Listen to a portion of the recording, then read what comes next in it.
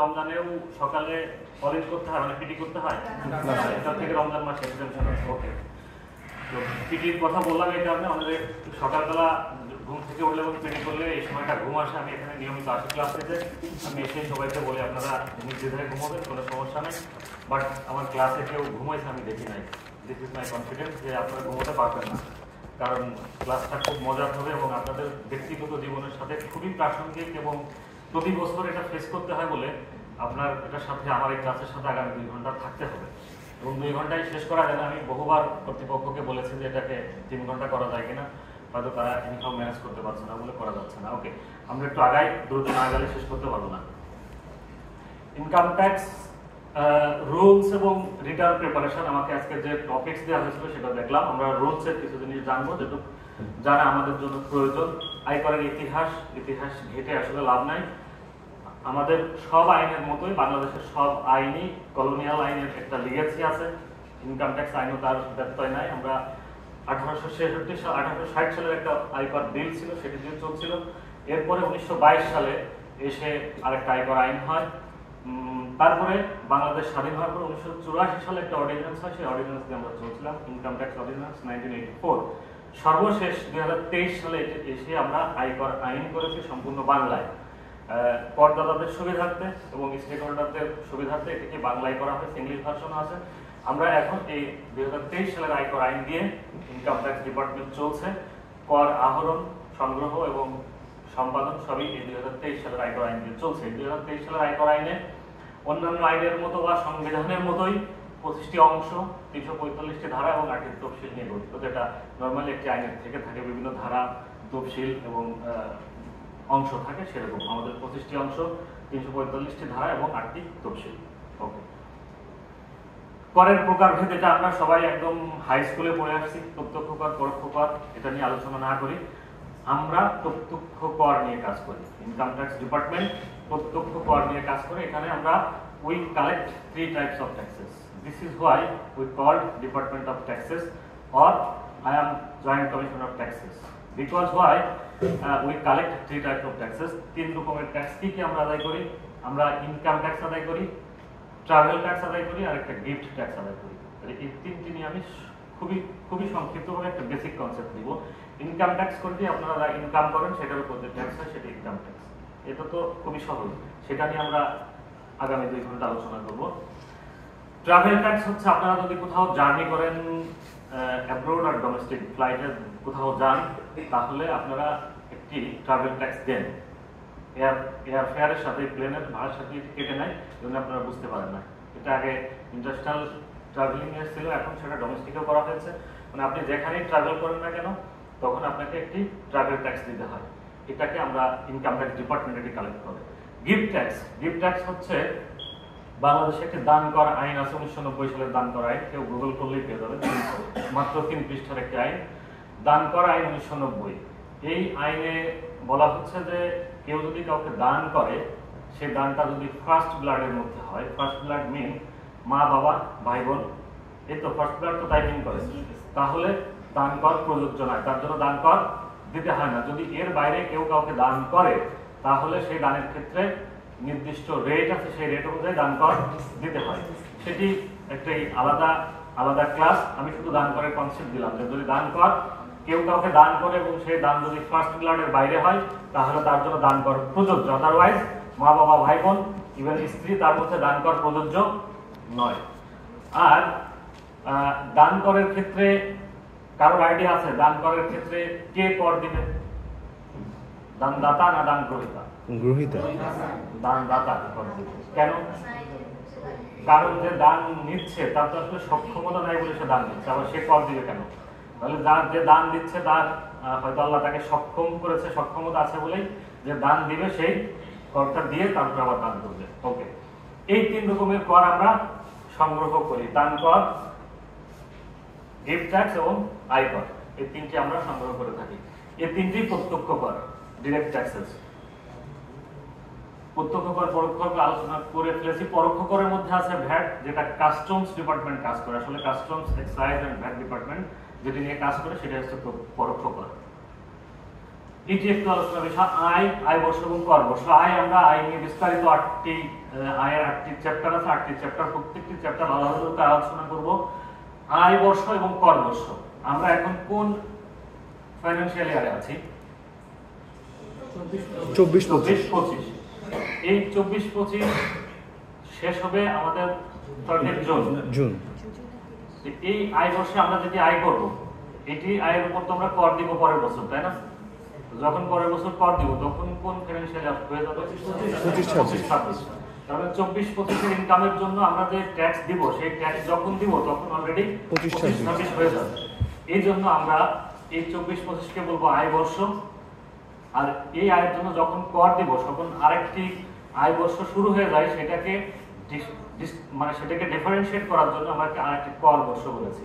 তখন আমরা বলবো সেটি 25-26 কর বর্ষ। মানে যে আয় বছরে আপনি আয় করেন তার পরের বছরে যে সময়টা কর দেন সেটি হচ্ছে কর বর্ষ। তাহলে আপনারা ইতিমধ্যে যে বছরে রিটার্ন দিয়ে ফেলেছেন সেটি ছিল 24-25 কর বর্ষের রিটার্ন। সেটার জন্য আয় বর্ষ ছিল কত? 23-24। Very simple. তাহলে আমি যদি বলি আয় বছরের ইমিডিয়েট পরের বছর কর বর্ষ, উল্টা করে বললে কর বছরের ইমিডিয়েট আগের বছরটা হচ্ছে আয় বর্ষ। Very simple. ওকে। আয় বর্ষ নরমালি আমাদের দেশে জুলাই টু জুন, বিভিন্ন দেশে বিভিন্ন রকম আছে। ইভেন আমাদের পার্শ্ববর্তী দেশ ইন্ডিয়াতেই এপ্রিল টু মার্চ, কোথাও ডিসেম্বর থেকে জানুয়ারি টু ডিসেম্বর, এরকম বিভিন্ন দেশে বিভিন্ন রকম এটা আছে। আমরা এখন টোটাল একদম ইনকাম ট্যাক্সের কোর জিনিসে ঢুকে যাচ্ছি, আয়ের খাত। আমি এটুকু একটু প্রিসাইজ করছি যাতে আপনাদের রিটার্ন প্রিপারেশনের সুবিধা হয়। তাহলে আয়ের খাত কেন আলোচনা করছি? যে এই 7টি বা 8টি খাত থেকে মানুষের আয় থাকতে পারে, এর বাইরে আয় থাকার কোনো সম্ভাবনা নাই, কোনো সুযোগ নাই। তাহলে এই 7টি খাত আমরা প্রত্যেকটি খাত একটি একটি করে আলোচনা করব, যে এই 7টি খাতের আন্ডারে আমাদের কোনো ইনকাম আছে কিনা বা ভবিষ্যতে ইনকাম হতে পারে কিনা, বা অতীতে এই খাতে আয় ছিল আমরা না বুঝে সেটাকে অ্যাভয়েড করেছি, এরকমও থাকতে পারে। তাহলে এই 7টি খাত আলোচনা করার আগে আমি একটু প্রাথমিক ধারণা দেই। ইনকাম ট্যাক্স ডিপার্টমেন্ট কি করছে, যে আপনার যে খাতে আয় থাক না কেন, যে খাতে আয় থাক না কেন, এই আয়টা অর্জন করতে যে আপনাকে তো অনেক খরচ করতে হয়। যেমন ব্যবসা, যদি ব্যবসায় এসে একটা ইনকাম করে তাহলে তার খরচ হয় কি, তার হয়তো মজুরি দিতে হয়, স্যালারি দিতে হয় শ্রমিকদের। যদি ব্যাংক লোন নিয়ে সে বিজনেস করে তাহলে ইন্টারেস্ট পে করতে হয়। এরপরে যদি সে একটা বিল্ডিং ভাড়া নিয়ে ব্যবসা করে, বিল্ডিং এর ভাড়া দিতে হয়, ইত্যাদি ইত্যাদি খরচ তো আছে, তাই না? তাহলে প্রত্যেকটা হেডস অফ ইনকামে যখন ইনকাম আর্নিং হবে, সেই আর্নিং এর এগেইনস্টে একটা খরচ আছে। আমরা প্রত্যেকটা হেডেই সেই আর্নিংস আলোচনা করব এবং খরচটা এক্সপেন্ডিচার আলোচনা করব। করে দেখবো যে ইনকাম ট্যাক্স ডিপার্টমেন্ট কোন আর্নিং এর বিপরীতে কতটুকু এক্সপেন্ডিচার অ্যালাউ করে। এক্সপেন্ডিচার অ্যালাউ করার পরে যে নিট আয়টা থাকবে সেটাকে আমরা বলবো নিট ট্যাক্সেবল ইনকাম বা নিট করযোগ্য আয়। বিষয়টা একটু আমি ধারণা দিতে পেরেছি। প্রত্যেকটা হেডেই যে ইনকাম হবে, সেই ইনকাম করতে যে ইনকাম ট্যাক্স ডিপার্টমেন্ট কতটুকুকে খরচ হিসেবে অ্যালাউ করবে, যেটা খরচ নেওয়ার পরে যেটা থাকবে সেটি হচ্ছে আপনার ইনকাম। এই ইনকামটা হচ্ছে করযোগ্য আয়। ওকে, তাহলে আমরা প্রথমে চাকরি হতে আয় নিয়ে আলোচনা করব।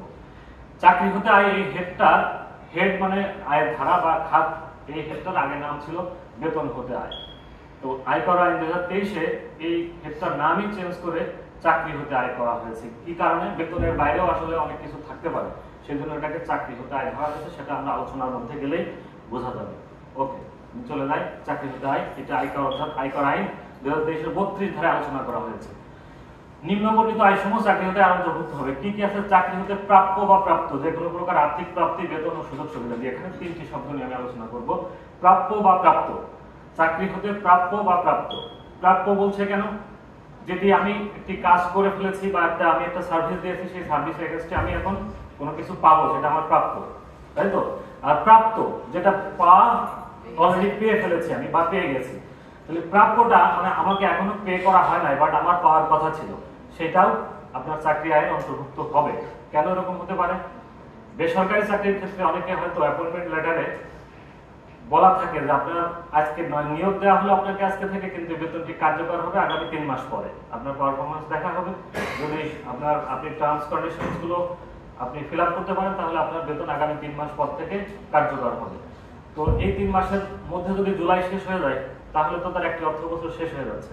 এই বেতনটা তো সে হয়তো অগাস্টে পেয়ে যাবে, তাহলে এটা তার প্রাপ্য বেতন, সে আসলে পাবে ধরে নিয়ে এটাকে দিতে হবে। আবার কারো যদি জব উইথ হেল্ড থাকে, কেউ যদি সাসপেনশনে থাকেন বা উইথ হেল্ড থাকেন, তাহলে তার এই সাসপেনশন শেষ হওয়ার পরে এককালীন অনেক সময় বকেয়া বেতন পেয়ে থাকেন না, তাহলে এটাও তার প্রাপ্য বেতন। এই প্রাপ্য বেতনটা আপনি ইচ্ছে করলে যখন একবারে 7-8 বছরেরটা পাবেন আপনার সাসপেনশন শেষ হওয়ার পরে, তখন 7-8 বছরের বেতন যদি আপনি একসাথে দেখান তাহলে স্ল্যাব অনেক বেড়ে যাবে, তাই না? মানে আপনার বেতন হয়তো 6 লাখ টাকা, যদি 6 বছরের একসাথে 36 লাখ হয়ে যাবে, তো 36 লাখে কি হবে, আপনার ওই রেটটা চলে যাবে 25%, আপনার করের বোঝা অনেক বেড়ে যাবে। এই জন্য ইনকাম ট্যাক্স আইন আপনাকে সুযোগ দিয়েছে যে আপনি ইচ্ছে করলে এটি আপনি ভবিষ্যতে যদি পাবেন, যেটি আপনার প্রাপ্য অ্যাকচুয়ালি, সেটা আপনি এই বছরে দেখিয়ে দিতে পারেন। ইনকাম ট্যাক্সের সবসময় মনে রাখবেন, কোনো আইন নিয়ে যদি কোনো অ্যাম্বিগুইটি তৈরি হয় তাহলে benefit of doubt always goes to the taxpayers. Benefit of doubt কি কেটে যায় কার পক্ষে? ব্যাটসম্যানের পক্ষে। তার মানে ধরে নেন আপনারা ব্যাটসম্যান, মানে ইনকাম ট্যাক্সের যে কোনো বিষয় নিয়ে যদি কোনো অ্যাম্বিগুইটি থাকে, কোনো কনফিউশন থাকে, তাহলে সেই কনফিউশনের বেনিফিট সবসময় করদাতার পক্ষে যায়, ইনকাম ট্যাক্স ডিপার্টমেন্টের পক্ষে না। তো এইটুকুর জন্য বললাম যে প্রাপ্য এবং প্রাপ্য বেতন, আর্থিক প্রাপ্তি, বেতন ও সুযোগ সুবিধা। সুযোগ সুবিধা আমরা কেন বলছি?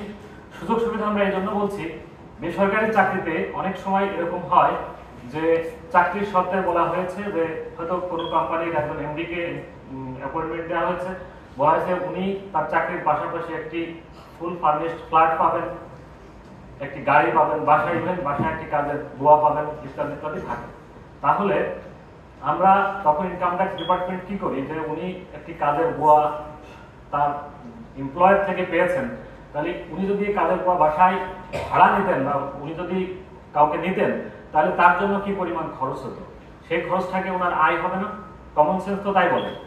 এই জন্য বলছে যে অন্যান্য সুযোগ সুবিধা, এরকম উনি যে বাড়িটা পেয়েছেন তার কোম্পানির কাছ থেকে, এই বাড়িটা যদি উনি ভাড়া নিতেন তাহলে কত টাকা খরচ হতো সেটাকে ওনার আয় হিসেবে গণ্য করা হবে, এটা ওনার আয় হচ্ছে। এই জন্য আমি কয়েকটা শব্দ নিয়ে আলোচনা করলাম, প্রাপ্য, প্রাপ্ত এবং আর্থিক প্রাপ্তি তো আমরা জানি, বেতন জানি, এবং সুযোগ সুবিধার মধ্যে এই টাইপের আরো বিচিত্র ধরনের সুযোগ সুবিধা চাকরিতে নিয়ে থাকে, আমরা সেই দিকে আর না যাই, যেহেতু আমরা সরকারি চাকরিতে এখানে এর চেয়ে বেশি কথা না বলি। কর্মচারী শেয়ার স্কিম হতে হচ্ছে, এটা একদমই বেসরকারি কর্মচারীদের জন্য, যারা একটা কোম্পানিতে চাকরি করে সেই কোম্পানির হয়তো আবার সে শেয়ার কিনতে পারে, সেই সংক্রান্ত একটা বিস্তৃত আলোচনা, এটা আমরা আলোচনা না করে, আমাদের যেহেতু এই টাইপের ইনকাম থাকার সম্ভাবনা নাই। কর অনারোপিত বকেয়া বেতন, যেটি বললাম যে কারোর জব উইথের থাকলে এই বিপটা হচ্ছে কিসের, একটা শব্দ হচ্ছে যে ওকে কর, আচ্ছা ওকে, তাহলে কর অনারোপিত বকেয়া বেতন আমরা কি বললাম, যদি কেউ একবারে 8-10 বছরের বেতন পেয়ে থাকেন, যে বেতনের উপর উনি কখনো কর দেন নাই, এই জন্য বলা হচ্ছে কর অনারোপিত বকেয়া বেতন। অতীত বা ভবিষ্যতের কোনো নিয়োগকর্তা হতে প্রাপ্ত যে কোনো অঙ্ক বা সুবিধা, এটি বেসরকারি জবের ক্ষেত্রে হয়ে থাকে। তাহলে আমরা যারা সরকারি চাকরি করি, আমি আগেই বলেছি যে প্রত্যেকটা হেডে আপনি যে ইনকাম করবেন, এই ইনকামের বিপরীতে সরকার বা ইনকাম ট্যাক্স ডিপার্টমেন্ট আপনাকে একটি খরচ এলাও করবে, তাই না? তো আপনার আমার সরকারি চাকরি করতে এই যে আর্নিং, সেটা আর্ন করতে কি খরচ হয় আমাদের? যেমন ব্যবসায়িক বেতন দিতে হয়, শ্রমিকের দোকান ভাড়া নিলে ভাড়া, আমাদের ক্ষেত্রে কি খরচ হয়? সময়। সময় তো সবারই খরচ হয়, এবং তাদেরও হয়। আমাদের আসলে খরচ বলতে, আপনি যদি বলেন যে আমার খরচ হয়, আমি যাতায়াত করি, আমি হয়তো আমার যদি সরকারি গাড়ি না থাকে পথে খরচ হয়, আমি একটা টাই পরছি, একটি স্যুট পরেছি, এটার জন্য আমার এগুলো ড্রেস কিনতে হয়, এগুলোই তো খরচ, তাই না? তাছাড়া কি আমাদের আর কোনো খরচ হয়? হ্যাঁ, বাসা ভাড়া তো তাদেরও হয়, সবার, তাদের তো নিজস্ব বাড়ি ভাড়ার জন্য ব্যবসায়ীকে আমরা খরচ দিচ্ছি না। তার মানে কি আমাদের তাদের তুলনায় খরচটা বা ওই টাইপের খরচ আমাদের কম। তারপরেও সরকার আমাদেরকে এই ক্ষেত্রে সুযোগ দিয়েছে যে আপনার এই আয়ের একটি অংশের উপর ট্যাক্স দিতে হবে, আর একটি আয়ের উপর ট্যাক্স দিতে হবে না। সেটি কোনটি? একদমই একটি এসআরও দিয়ে বলে দিয়েছে যে সরকারি কর্মকর্তা কর্মচারীদের মূল বেতন এবং উৎসব ভাতা ব্যতীত যাবতীয় ভাতাদি আয়কর হতে অব্যাহতি প্রদান করা হলো। এক কথাই শেষ, মূল বেতন এবং উৎসব ভাতা। উৎসব ভাতা মানে দুইটা ঈদ বোনাস, মুসলিমদের ক্ষেত্রে তারা একসাথে যেভাবে নিয়ে থাকেন পূজার ভাতা দুইটি, সেটি। তাহলে কোনো কোশ্চেন রাইজ করার সুযোগ নাই, একটু পরে বলবেন স্যার উৎসব নববর্ষ ভাতা কি হবে, আমার ডিয়ার ন্যাশনাল অ্যালাউন্স কি হবে, কোনো কোশ্চেন করার কোনো সুযোগ নাই। শুধুমাত্র আপনার 12 মাসের মূল বেতন এবং দুটি উৎসব ভাতা ব্যতীত আপনি গভর্নমেন্ট এক্সচেকার থেকে যে টাইপের ভাতাই দেন না কেন সবই কর্মের চলে। বিষয়টি ক্লিয়ার? ওকে, কোনো সুযোগ নাই। কেউ বলছেন টিএ দিয়ে, কেউ বলছেন, কে বলছেন, আপনি কি বলছেন টিএ দিয়ে? টিএ দিয়ে কি হবে? তো টিএ দিয়ে কি আপনার ইনকাম? তাহলে এটা তো প্রশ্নই না, কারণ আপনি টিএ দিয়ে কনসেপ্টটা কি? আপনি হয়তো কোথাও গিয়েছেন সরকারি কাজে, আপনি পকেট থেকে খরচ করেছেন, তারপরে সেটা সরকার এক্সচেকার থেকে নেবেন। তার মানে এটা যেখান থেকে আপনি আগে খরচ করেছেন দিচ্ছে, তার মানে এটা আয় হওয়ার কোনো সুযোগই নাই। এটা আপনি ট্যাক্স ফাইলে কখনো দেখাবেন না, দেখানোর সুযোগ নাই। যদি কোনটা এই যে আমি ক্লাস নিচ্ছি আমাকে অনারিয়াম দেবে, এটা আমার সম্মানী ভাতা, এটা তো আমি সরকারি কোষাগার থেকে নিচ্ছে না, এটা আমাকে এই কর্তৃপক্ষ দিচ্ছে। মানে আপনি আইবাসের মাধ্যমে যেটা নিচ্ছেন, যে সব ভাতা দিয়ে আছে আপনার স্যালারির সাথে, সেই সব ভাতা, উৎসব ভাতা এবং মূল বেতন ব্যতীত সবই কর্মরত। সেখানে কি থাকতে পারে? আপনার বৈশাখী ভাতা, আপনার মেডিকেল ভাতা, আপনার বাড়ি ভাড়া ভাতা, যাতায়াত ভাতা, শিক্ষা ভাতা, পাহাড়ি ভাতা, যারা পাহাড়ে চাকরি করেন পাহাড়ি ভাতা, র্যাব পুলিশে যারা চাকরি করে তাদের ঝুঁকি ভাতা, এইসব বিভিন্ন টাইপের ভাতা আছে। ওকে, তাই আমরা শুধু মনে রাখবো যে আমরা স্যালারির সাথে যত রকমের ভাতা নেই না কেন সবগুলোই কর্মমুক্ত এক্সেপ্ট মূল বেতন এবং ঈদের উৎসব ভাতা।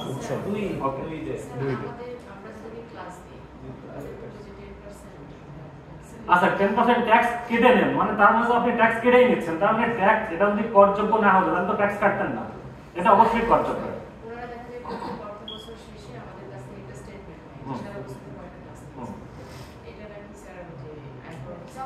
হ্যাঁ, আমি এখান থেকে নেই, না নিলে আমি কিভাবে শো করবো? আমি এখানে কত ক্লাস নিয়েছি, কতগুলো, কত টাকা আমাকে দিয়েছে আর কত টাকা ট্যাক্স কেটে নিয়েছে, এটা তো আমার আয়কর ফাইলে দেখাতে হবে, এটা আমার ইনকাম, এবং এই ইনকাম এগেইনস্টে যারা ট্যাক্স অলরেডি কেটে নিয়েছে, সেগুলো আমরা আলোচনায় আসবে, আমার এই আলোচনায় আসবে। আচ্ছা, অনেক গুরুত্বপূর্ণ কোশ্চেন আপনার মাঝে থাকতে পারে, একটু নোট রাখবেন, কারণ যেহেতু সময় কম, আপনার ওই প্রশ্নের আনসার হয়তো এই ক্লাসের মধ্যে হয়ে যেতে পারে, তাহলে আমার টাইমটা সেভ হবে।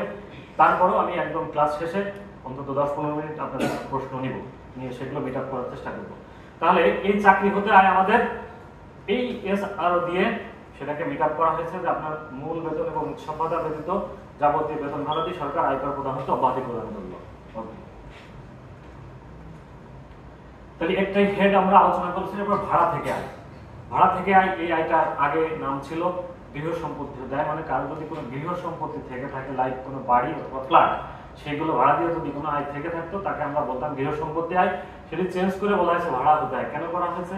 গৃহ সম্পত্তি ছাড়াও মানুষ এখন অনেক কিছু ভাড়া দেয়, জমি ভাড়া দেয়, ফার্নিচার ভাড়া দেয়, গাড়ি ভাড়া দেয়, এরকম বিচিত্র সব জিনিস আছে যেগুলো মানুষ ভাড়া দেয়। ইভেন বিয়ে করতে যায় মানুষ যে ঈদ করে, সেটাও তো ভাড়া দেয়, তাই না? তাহলে এটা তো তার ভাড়া ইনকাম, তাই তো? সেটাকে ভাড়া ইনকামও দেখাতে পারে, বিজনেস ইনকামও দেখাতে পারে।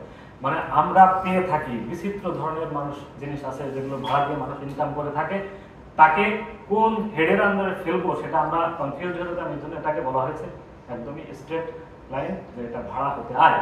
তাহলে ভাড়া হতে আয় কি কি বলছে? আসবাবপত্র, ফিক্সার, ফিটিংস যাহা উক্ত গৃহের সম্পত্তির অবিচ্ছেদ্য অংশ। আমরা জানি যে গুলশান, বাড়িধারা এবং ওই পশ এরিয়াতে আমরা বলি ডিপ্লোমেটিক জোন, এইসব জায়গায় অনেক বাড়ি আছে যেগুলো ওয়েল ফার্নিশড, ফ্ল্যাট, মানে এভরিথিং থাকে। আপনি শুধু সুটকেস নিয়ে যে বাসায় উঠবেন, আবার যদি বেরোবেন বেরোয় চলে আসবেন, মানে সবই সেখানে থাকে। তো নর্মালি সেই বাড়িগুলোর ভাড়া অনেক হাই। তো সেগুলোর ক্ষেত্রে কি হয়, তার যে ফার্নিচার, বাড়ির মালিক যে ফার্নিচারগুলো ওখানে দিয়েছে, তাহলে সেটারও ভাড়া নিচ্ছে সে। এই জন্য আমরা বলছি যে বাড়ির যে অবিচ্ছেদ্য অংশ, বাড়িতে যদি ফার্নিচার ফিটিংস থাকে সেগুলো বাড়ির অংশ, এবং সেই ভাড়া থেকে ভাড়া হতে আয় হবে। কেউ কারখানা, ভবন ভাড়া দেয়। কেউ একজন বিজনেস করতেছিল, একটা গার্মেন্টস ছিল, কোনো কারণে পুঁজির অভাবে হোক বা উনি বিজনেস করতে চাচ্ছেন না, উনি আর ব্যবসা করবেন না, তাহলে উনি টোটাল গার্মেন্টস বা ফ্যাক্টরি প্রিমিজেস সহ পুরাটা ভাড়া দিয়ে দিতে পারেন। তাহলে এটা তার ব্যবসা ইনকাম তো না, এখন হবে তার ভাড়া। আগে তার ব্যবসা ইনকাম ছিল, এখন সেটা হয়ে যাবে ভাড়া হতে হয়। এরকম ভাড়া থেকে আয় আমরা পেয়ে থাকি। ওকে, এখন আমরা দেখবো এই ভাড়া আয় পরিকল্পনার ক্ষেত্রে কি কি বিষয়গুলো গুরুত্বপূর্ণ। কি কি বিষয় গুরুত্বপূর্ণ হচ্ছে যে বলছে ভাড়া আয় কি একটি সূত্র দিয়ে দিয়েছে যে মোট ভাড়া মূল্য ক = খ + গ + ঘ মাইনাস চ এরকম একটা সূত্র দিয়ে দিয়েছে। তাহলে এই সূত্রগুলো আমরা দেখবো যে কি কি ক বলছে মোট ভাড়া মূল্য, মানে আমরা ভাড়াটা কতটুকু করযোগ্য হবে, নিট করযোগ্য ভাড়া কি হবে, মানে এখানে ভাড়া পাওয়ার ক্ষেত্রে আমার তো কিছু খরচ আছে। কি খরচ আছে? হয়তো আমার একটা 5তলা ভবন আছে, সেখানে আমার একজন দারোয়ান রাখতে হয়, বাড়িতে পাম্প চলে সেটার বিদ্যুৎ বিল দিতে হয়, ইলেকট্রিক বিল দিতে হয়, পানির বিল দিতে হয়। এরপরে হয়তো আমি বাড়িটা করেছি কোনো লোন নিয়ে ব্যাংক থেকে, ব্যাংকের যে ইন্টারেস্ট পে করতে হয় সেটাও তো আমার খরচ। এই টাইপের খরচ কি কি বাদ দিব, দেওয়ার পর নিট করযোগ্য ভাড়ায় কি হবে সেটা আমরা দেখবো এখন। সেটি এই সূত্র দিয়ে বলছে যে ভাড়া মূল্য ক ইকুয়াল টু ভাড়া মূল্য ক সমান আমরা যে ভ্যালুটা পাবো সেটিকে আমরা বলবো নিট করযোগ্য বাড়ি ভাড়া হতে হয় বা ভাড়া হতে হয়। ওকে, খতে কি বলছে ভাড়াপ্রাপ্ত বা বার্ষিক মূল্যের মধ্যে যেটি অধিক সেটি, এটি আমরা কেন বলছি? বলছে বার্ষিক মূল্য, মানে আপনার একটা ফ্ল্যাট আছে, আমি যদি খুব সিম্পলি হিসাব করি, ফ্ল্যাটটি আপনি 20,000 টাকা করে ভাড়া দিয়েছেন, তাহলে এটার বার্ষিক মূল্য কত? 2,40,000, তাই তো? ইভেন এরকম হতে পারে যে ওই বাড়িটা ওই বছরে, ওই ফ্ল্যাটটা ওই বছরে 9 মাস ভাড়া ছিল, 3 মাস খালি ছিল, থাকতে তো পারে, তাহলে আপনার ভাড়া কত? 1,80,000। তো আয়কর আইন বলছে না, আপনি যখন বাড়ি ভাড়া কাউন্ট করবেন তখন বার্ষিক মূল্য এবং প্রকৃত ভাড়া এই দুটার মধ্যে যেটি বেশি সেটি হিসাব করবেন। তাহলে বেশি কোনটি? তার মানে মূল কথা হচ্ছে আমরা বাড়িটা যে কয় মাসই ভাড়া থাকুক না কেন আমরা 12 মাসের সমান ভাড়া নিব, ঠিক আছে? তারপরে ওটা বাদ যাবে, কখন বাদ যাবে দেখছি। তাহলে কি হলো? খতে কি বলছে যে আপনার যে বাড়ি অথবা জমি যেটাই আপনি ভাড়া দিচ্ছেন না কেন সেটি ভাড়া দিয়ে আপনি 1 বছর বা 12 মাসে যা ভাড়া পাবেন সেটা হচ্ছে আপনার ক্ষয়ের ভ্যালু। গতে কি বলছে? অগ্রিম ভাড়া প্রকৃতির অর্থ যে নামে অভিহিত হোক না কেন, আমরা অনেক সময় বাড়ি ভাড়া দিয়ে অ্যাডভান্স নেই না, বলি যে অ্যাডভান্স 3 মাসের অ্যাডভান্স। বড় বড় বাড়ির ক্ষেত্রে অনেক ক্ষেত্রে 10 কোটি 20 কোটি টাকা অ্যাডভান্স নেওয়া হয়। অনেক একটা কমার্শিয়াল বিল্ডিং সার্ভিস ভাড়া দিচ্ছে, তখন সে ওটাকে কাজ করার জন্য বা ওটাকে ব্যবসা উপযোগী করার জন্য অনেক টাকা অ্যাডভান্স নিয়ে থাকে। তাহলে এই অ্যাডভান্স নেওয়ার জন্য যেটি নিচ্ছেন সেটিও এই বাড়ি ভাড়ার সাথে অ্যাড হবে। ক্লিয়ার? ওকে, এরপরে আমরা সার্ভিস চার্জ দিয়ে থাকি না, যারা ফ্ল্যাটে ভাড়া থাকে অনেক ক্ষেত্রে বাড়ি ভাড়া 25,000 আর 2,000 টাকা সার্ভিস চার্জ, তাহলে এই সার্ভিস চার্জও বাড়ি ভাড়ার অংশ। এরপরে থাকতে পারে অনেক জায়গায় সালামি নিয়ে থাকে, সালামি নামে বলে এটাকে আমার এখানে উঠতে হলে সালামি দিতে হবে 1,00,000 টাকা। তার মানে বলছে আপনি বাড়ি ভাড়ার সাথে অন্য আর্থিক যে সুবিধাই নেন না কেন এটা আপনার বাড়ি ভাড়ার অংশ হবে। গ আর ঘতে কি বলছে? খ ও গতে উল্লেখ না এরকম যে কোনো অঙ্ক বা সুবিধা, মানে অনেক ক্ষেত্রে পুরান ঢাকাতে দেখা যায় বিভিন্ন বিচিত্র নামে তারা এই আয়কর আইনকে আয়কর ফাঁকি দেওয়ার জন্য বলছে আমি অগ্রিমও নেই, তারপরে কি বলে ওই সার্ভিস চার্জও নেই, সে একটা উর্দু নাম দিয়ে বলে আমি এটা নিচ্ছি, ঠিক আছে? এরকম আমরা পেয়ে থাকি। এইগুলোকে অ্যাভয়েড করার জন্য আমরা বলছি আপনি যে ধরনের আর্থিক বেনিফিট নেন না কেন সেটা বাড়ি ভাড়ার অংশ হবে। তাহলে আমরা যোগ পেলাম কি কি? ক, খ, গ, ঘ। মূল কথা 12 মাসের বাড়ি ভাড়ার সমান, এরপরে যদি আপনি অ্যাডভান্স নিয়ে থাকেন, এরপরে সার্ভিস চার্জ বা অন্য যে কোনো আর্থিক সুবিধা নিয়ে থাকেন সেগুলো যোগফল, এর থেকে বিয়োগ হবে কি? বিয়োগ বলছে দেখেন অগ্রিম সমন্বয়। তার মানে অনেক ক্ষেত্রে কি হয় যে আপনি 3 মাসের অগ্রিম দিয়েছেন বা ওই যে একজন 10 কোটি টাকা অগ্রিম দিয়েছে, যখন ডিড এগ্রিমেন্ট করছে তখন বলছে আমি যে অগ্রিম দিলাম এই অগ্রিমটা প্রতি মাসের ভাড়ার সাথে সমন্বয় হবে। তাহলে কি আপনার আগে আপনি অগ্রিম নিয়ে ফেলছেন, এখন প্রতি মাসের ভাড়ার সাথে সমন্বয় হচ্ছে, তাহলে ওই অর্থ বছরে যতটুকু সমন্বয় হবে ততটুকু এবং এখান থেকে বিয়োগ হবে। ভেরি সিম্পল ম্যাথি, মানে it is more than common sense. Common সেন্সও বলছে আপনি যেহেতু অগ্রিম নিয়ে ফেলেছেন সেটা বাড়ি ভাড়ার অংশ, তাহলে এখন আপনি প্রতি মাসের যে সমন্বয় হচ্ছে সেটা বাড়ি ভাড়া থেকে বিয়োগ করবেন। মাইনাস চতে বলছে শূন্যতা ভাতা। শূন্যতা ভাতা কি? যে আমি বললাম যে বাড়িটা 9 মাসের জন্য ভাড়া ছিল, কিন্তু আপনি তো তখন কাউন্ট করেছেন খ থেকে 12 মাসের, তাহলে যদি 3 মাস খালি থাকে 3 মাসের সমান ভাড়া থেকে এখন সেটি বিয়োগ করবেন। বিয়োগ করলে আপনার এই সূত্রেতে বিয়োগ করলে যা থাকে সেটা আপনার এখন নিট বাড়ি থাকে ইনকাম, ট্যাক্সেবল ইনকাম। কনফিউশন আছে কোনো? কমিশনারকে স্যার উপকর কমিশনারকে অভিহিত করতে হবে। আমি আচ্ছা যদি বলছি অভিহিত না করি বলছি আপনি স্যার যেহেতু এখানে মানে একটা ইস্যু করছেন যে 3 মাসে মানে 3 মাসে অগ্রিম ভাড়া দেয়, কিন্তু কিছু কিছু প্রতিষ্ঠান আছে ব্যবসায়িক প্রতিষ্ঠান যেহেতু মানে 3-4 বছরের জন্য তারা দেয় মানে 5 কোটি টাকা অ্যাডভান্স 3 বছরের জন্য। এখন স্যার ওই যে টাকাটা তারা আপনি একবার বলছেন যে অ্যাডজাস্ট করার জন্য প্রতি মাসে বা একবার অ্যাডজাস্ট করবো, অথবা ওই যে আমরা যে 3 কোটি টাকা বা 5 কোটি টাকা নিলাম ওই টাকাটা কি আমরা প্রতি বছরই কেনলি দেখাবো নাকি একবারের জন্য দেখাবো? হ্যাঁ আমি বলছি আপনার question I got the question. মানে বলছে যে বড় ক্ষেত্রে 10 কোটি টাকা অ্যাডভান্স নেওয়া হয়েছে, তো ওই ডিড এগ্রিমেন্টে উল্লেখ থাকবে যে প্রতি মাসের ভাড়ার সাথে কতদিন সমন্বয় হবে বা কত বছর যাবত সমন্বয় হবে। তাহলে আমার যদি 5 বছর যাবত বলা থাকে, ওই ডিডে যা বলা থাকবে ঠিক সেই অনুযায়ী ট্রিটমেন্ট হবে। প্রতি 1 বছরে, তাহলে যদি 3 বছর বলে যে আমার এই 10 কোটি টাকা সমন্বয় হবে, তাহলে প্রতি মাস ওই বছরের কত অংশ আসছে 12 মাসের সাথে সমন্বয় হবে, তারপরে আবার বছর যাবে, এরকম 3 বছরে ওটা সমন্বয় হবে। অ্যাডভান্স কিন্তু ফেরত দেওয়া লাগে। না, অ্যাডভান্স যদি সমন্বয় হয় তাহলে তো অ্যাডভান্স পরে ফেরত পাবে, এটা তো ভাড়ার সাথে সমন্বয় হচ্ছে। কিন্তু অ্যাডভান্স তো তার থেকেই গেছে, তার অ্যাকাউন্টে যে বাড়ির মালিক তার কাছে তো অ্যাডভান্স থেকেই গেছে, সে অ্যাডভান্স তো সে ফেরত দিবেই। Very simple. ওকে, একটা কোশ্চেন ছিল যে ওই যে অংশের উপকার কমিশন অভিহিত করতে হবে, কি অভিহিত করতে হবে? Good question. আপনার বাড়ি যদি খালি থাকে তাহলে যে মাসে খালি থাকছে সেই মাসে আপনি যে সার্কেলের করদাতা তাকে যে অবহিত করতে হবে আমার বাড়িটা খালি আছে। কেন? কারণ যদি তারা যাচাই না করে, আপনি তো বলতে পারেন আমার বাড়িটা 12 মাসে খালি ছিল, আমি তো ট্যাক্স নিচ্ছি পরের বছরে যাই, তো ওই সময় খালি ছিল কিনা আমি তো তখন যা বুঝতে পারবো না, তাই না?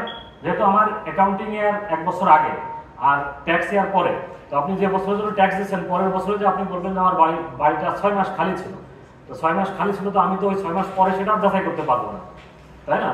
এই জন্য বলা হচ্ছে যদি কারো বাড়ি খালি থাকে তাহলে ওই মাসে উপকর কমিশনারকে অবহিত করতে হবে যে আমার বাড়িটা খালি আছে। তখন হয়তো ইন্সপেক্টর পাঠিয়ে বা ট্যাক্স ডিপার্টমেন্ট থেকে কাউকে পাঠিয়ে যাচাই করবে যে আসলে খালি আছে কি না।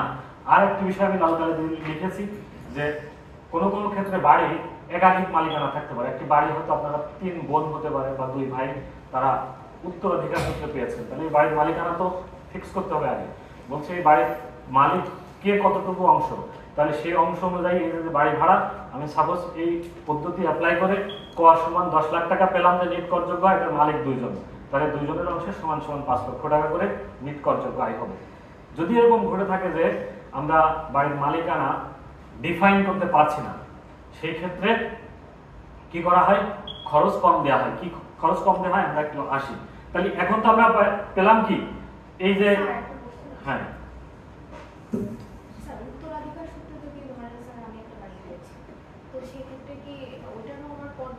অবশ্যই এটা তো মালিক, আপনি সেখান থেকে আর্ন করেন, এটা আপনার ইনকাম।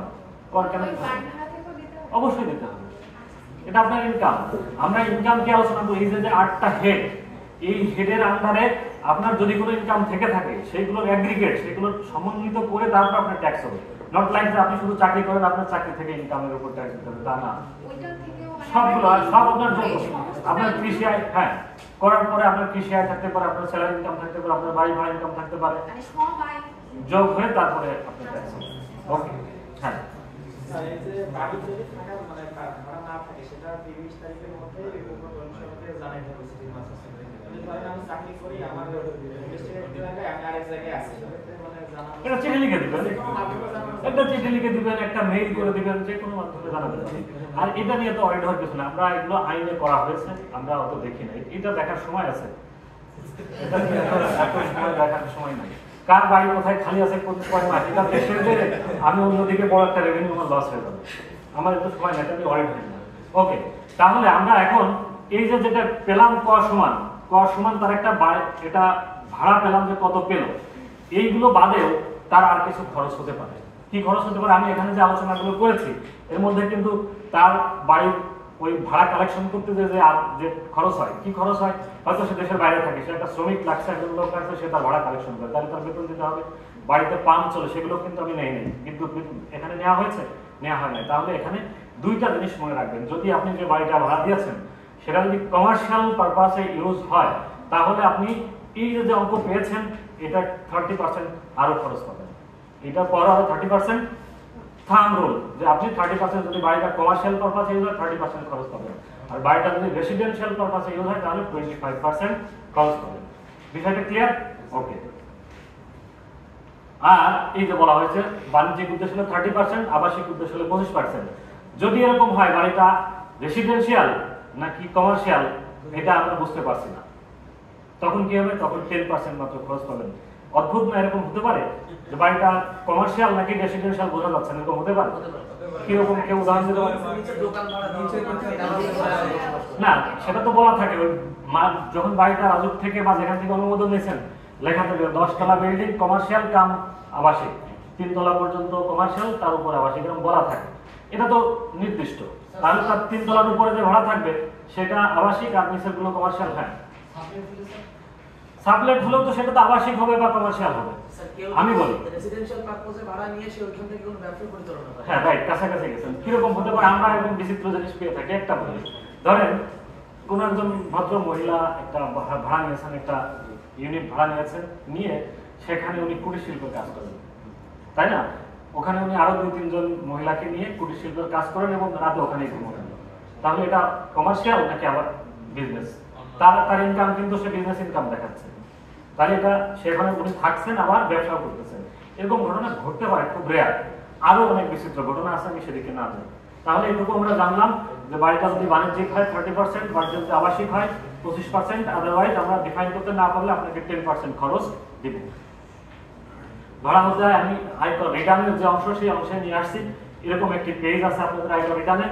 আপনি যে বাড়িটা ওন করেন, যে বাড়ির মালিক বা ফ্ল্যাটের মালিক, এইখানে লিখবেন যে আমার লালমাটিয়া দোয়া কিয়ে বা অমুক জায়গায় একটা ফ্ল্যাট আছে যেটির আয়তন এত, ভাড়া দিয়েছি, বছরে বাড়ি ভাড়া পেয়েছি এত টাকা দিয়ে, তারপরে এখানে দেখেন খরচগুলো আছে, আপনি আবাসিক উদ্দেশ্য হলে কত পাবেন ইত্যাদি ইত্যাদি।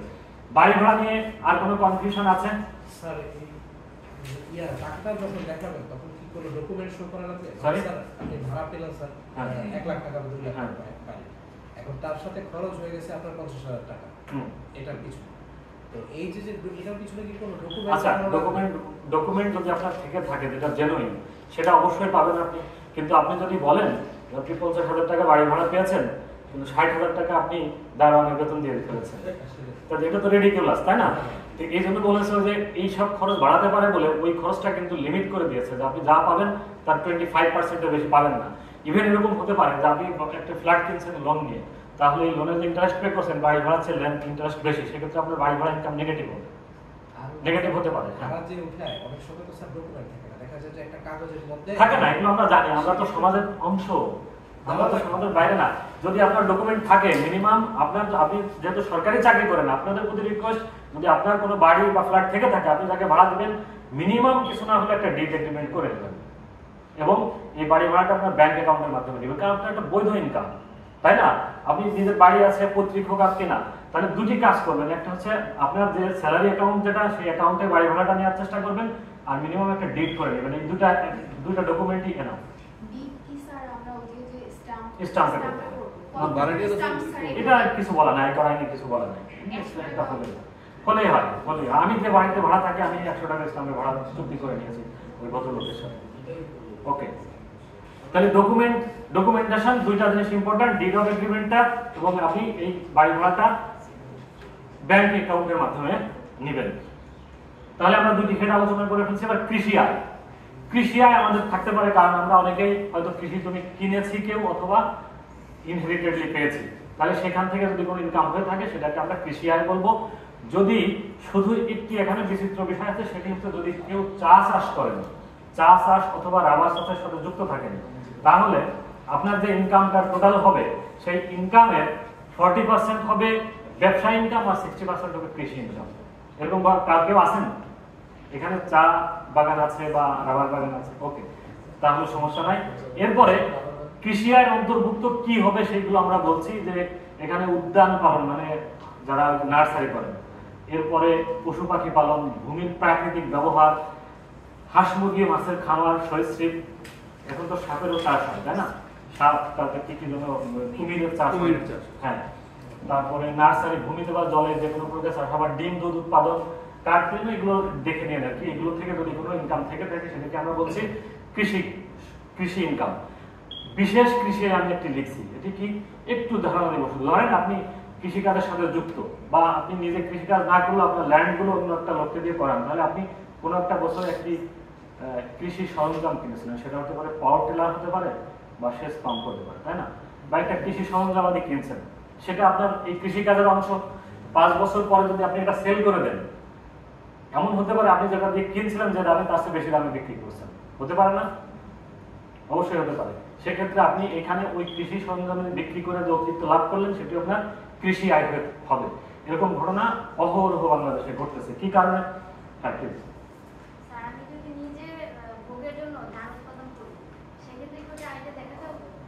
অবশ্যই দেখাতে হবে। কি কারণে?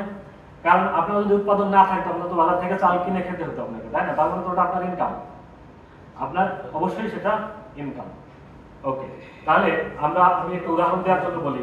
আপনারা জানেন নিশ্চয়ই অনেকে প্রিমিয় গাড়ি যেটা এখন আমরা রাস্তাঘাটে দেখি, প্রিমিয় প্রোডাকশন বন্ধ, জানেন নিশ্চয়ই অনেকে 19 সাল থেকে বন্ধ। তো 19 সালে লাস্ট যারা প্রিমিয় গাড়ি কিনেছেন, আজ 5 বছর ব্যবহার করছেন, এখন ওই গাড়িটা বিক্রি করতে গেলে যারা কিনছেন তার চেয়ে 5 লাখ টাকা বেশি দামে বিক্রি করতে পারবেন। এখন 38 লাখ টাকা দিয়ে কিনছেন, এখন বিক্রি করতে গেলে আপনি 44-45 লাখ বিক্রি করতে পারবেন। কেন? প্রোডাকশন বন্ধ, এই গাড়িটা রাস্তায় ভালো চলে, এই জন্য এটা এরকমের কোনো জিনিস মানে দাম ব্যবহার করার পর দাম বাড়তে পারে। তাহলে এরকম যদি কোনো কৃষিজ সরঞ্জামাদি আপনি বিক্রি করেন, সেখান থেকে যদি কোনো ইনকাম থাকে, এরকম থাকার সম্ভাবনা খুবই কম আপনাদের। তারপর আমি জাস্ট কনসেপ্টটা দিয়ে রাখলাম।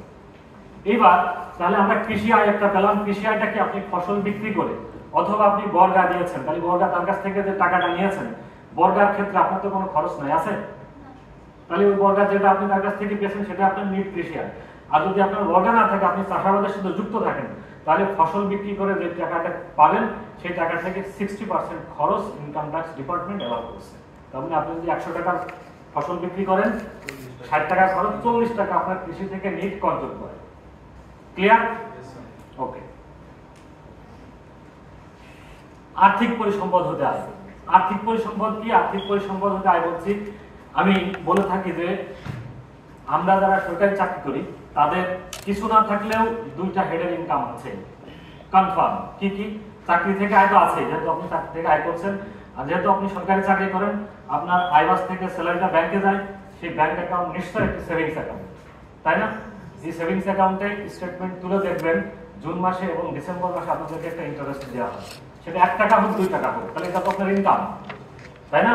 আমরা কখনোই এটা শো করি না বা বুঝি না, বোঝার চেষ্টা করি না। আপনি ইনকাম স্টেটমেন্টটা, স্যালারি স্টেটমেন্টটা তুলবেন, সরি ব্যাংক স্টেটমেন্টটা তুলবেন 1 বছরে, তুলে দেখবেন সেভিংস অ্যাকাউন্টে কোনো ব্যাংক হাফ ইয়ারলি, কোনো ব্যাংক ইয়ারলি একটা ইন্টারেস্ট আপনাকে ক্রেডিট দেয়। সেখান থেকে আমরা ট্যাক্সও কেটে নেয়, টিডিএস থাকে, সেখানে ট্যাক্স কখনো 15% কেটে নেয়, কখনো 10% কেটে নেয়। কেন এরকম? যদি 3 দেওয়া থাকে, মানে টিআইএন যদি আপনার ব্যাংকে দেওয়া থাকে, তাহলে 10% কাটে, আদারওয়াইজ তারা 15% কাটে।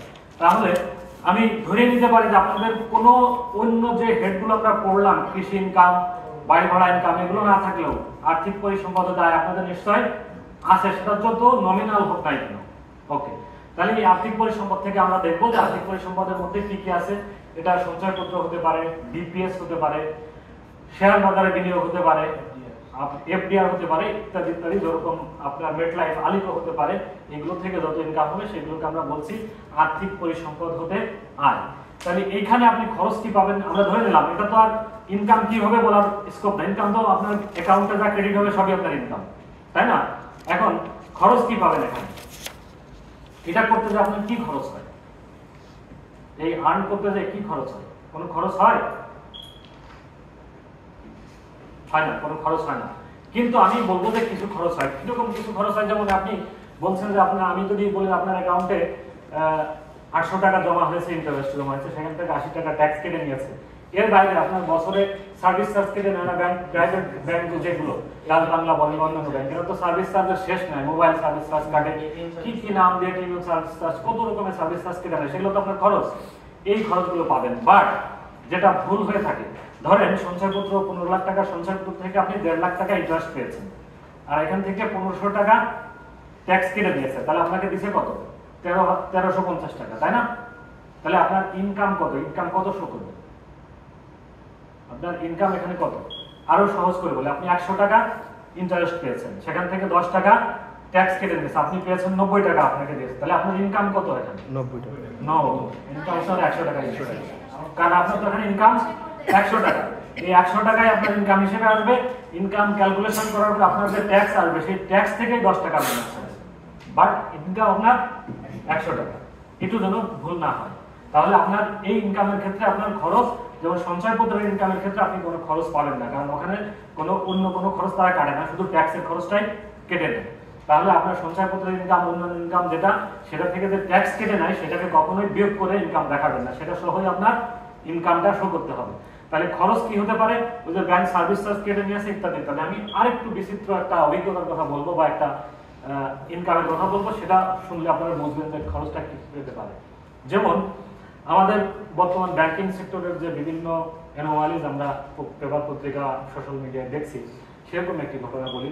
ধরেন একটি ব্যাংক বলছে যে আমার ব্যাংকে যদি আপনি এফডিআর করেন তাহলে আপনাকে 11% ইন্টারেস্ট দিব, আর আরেকটা ব্যাংক বলছে যে আমি আপনাকে লোন দিব 7% ইন্টারেস্টে।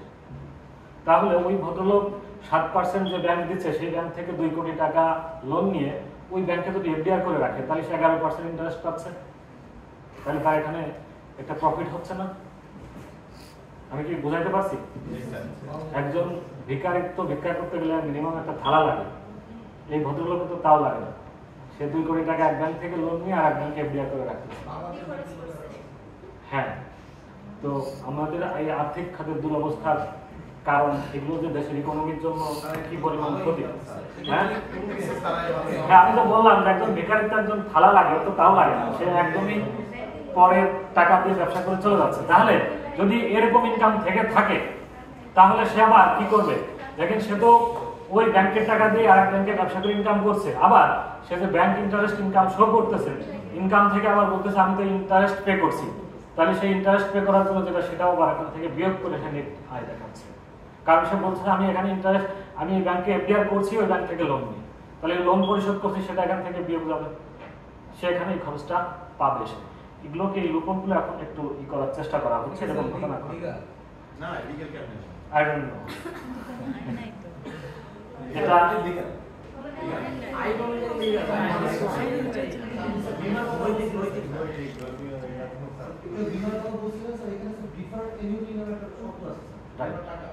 আমরা যদি একটা বিমাতে স্যার যদি আমার 1,12,000 টাকা জমা, ওইখানে স্যার এনিউইটিতে দেখা যাচ্ছে যে আমরা 45,000 টাকা শো করতেছি। কেন? এটা রেয়ার শব্দ মানে রেয়ার বিষয়টা কর রেয়ার। ও কর রেয়ার কত পাবেন? কর রেয়ার স্যার এখানে ডিফারেন্ট এনিউইটি এটা আমাদের আসলে আমি কোশ্চেনটা ধরতে পারি না এর সাথে। মানে স্যার ওই যে কর রেয়ার জিনিসটা কি? হ্যাঁ, আচ্ছা রেয়াত আমি আলোচনা করব। রেয়াত আমার আসে, রেয়াত আমার একদম আচ্ছা বুঝছি, আমি এটা পেয়ে যাবেন, আপনি আমার ক্লাসের মধ্যে পেয়ে যাবেন, একটু পরে এটা পেয়ে যাবেন। যদি তারপরও না পান আমাকে শেষে আবার বলবেন। তাহলে আমরা আর্থিক পরিসম্পাদিত আয় আর একটা হেডস অফ ইনকাম আলোচনা করে ফেললাম।